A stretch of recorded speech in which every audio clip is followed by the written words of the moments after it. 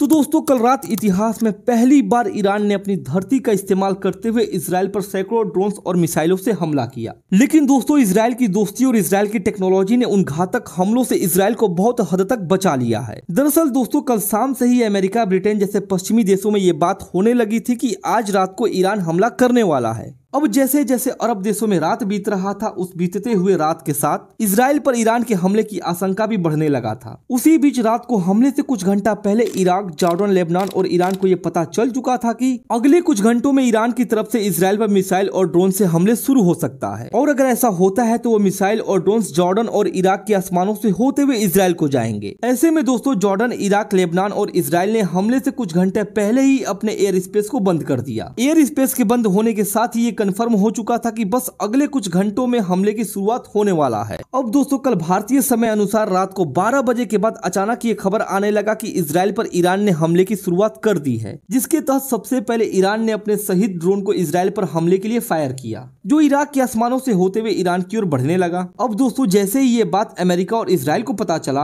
America और Israel के लड़ाकू विमान अपने अपने एयरबेस से उड़ान भरना शुरू किया ताकि इजराइल की ओर आगे बढ़ रहे ईरान के शहीद ड्रोन को रास्ते में ही मार गिराया जाए। असल में दोस्तों ईरान की तरफ से फायर किए गए जो ड्रोन्स थे वो काफी स्लो स्पीड से इजराइल की ओर आगे बढ़ रहे थे, जिसके चलते ये माना जा रहा है कि अमेरिका, इजराइल और ब्रिटेन के फाइटर जेट्स ने उन ईरानी ड्रोन को रास्ते में ही मार गिराया। लेकिन दोस्तों ड्रोन हमले के बाद जब ईरान ने क्रूज मिसाइल और बैलिस्टिक मिसाइल से इजराइल पर जो हमला किया, उन मिसाइल हमलों को भी इजराइल ने बहुत हद तक रोक दिया था। लेकिन कुछ बैलिस्टिक मिसाइल को रोकने में इजराइल नाकाम रहा, जिसके चलते उन ईरानी बैलिस्टिक मिसाइलों ने इजराइल में ठीक ठाक तबाही मचाई है। देखिए दोस्तों ये इतिहास में पहली बार हुआ है जब ईरान ने अपनी धरती का इस्तेमाल करके इजराइल पर ऐसा हमला किया है कि इजराइल के साथ साथ इस समय पूरी दुनिया में इस हमले को लेकर बवाल मचा। ऐसे में इजराइल शांत बैठने वालों में से नहीं है। इजराइल इस समय ईरान के शहरों में तबाही मचाने के बारे में प्लानिंग कर रहा है। कहने का मतलब यह है कि इजराइल ईरान पर हमला करने जा रहा है। हो सकता है कि आज रात को ही इजराइल ईरान पर हमला करे। ऐसे में अब दोस्तों यहाँ पे सबसे बड़ा सवाल ये है कि क्या अमेरिका की फौज जो इस समय अरब देशों में मौजूद है,